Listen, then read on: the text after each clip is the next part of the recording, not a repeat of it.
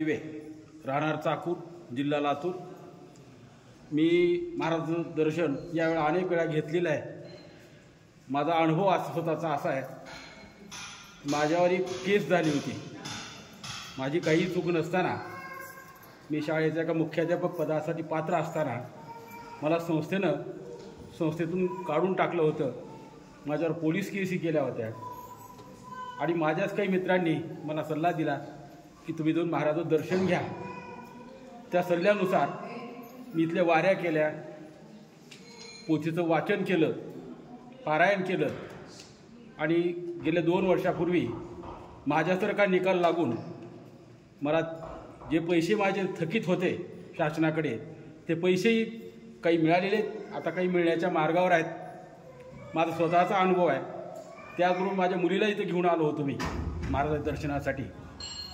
तेव्हा मुलीनं इच्छा व्यक्त केली होती की माझ्या प्राध्यापकाची नोकरी लागावी। त्या माझी मुलगी नोकरी लागलेली आहे आणि माझा या बाबतीचा अत्यंत चांगला अनुभव आहे।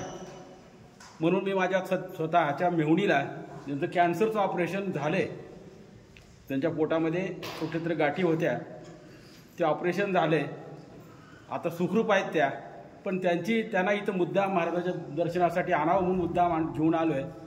यापूर्वी आम्ही अनेक वेळा इथं आलेलो आहोत महाराजांच्या दर्शनासाठी, दर्शन घेतलं आहे, आम्हाला लाभही झाला आहे त्याचा। अजून पुढेही महाराजांची कृपा आमच्यावर अशीच राहावी एवढ्या विनंतीसाठी पुन्हा करतो। बोलणं तुम्हाला कळलेलं आहे, ते सांगताय माझ्या कामासाठी मी आलो होतो, त्यांचं ते काम झालेलं आहे। त्यांचं बोलणं कळालं सगळ्यांना। आपण त्यांचंही टाळ्याच्या गजरात स्वागत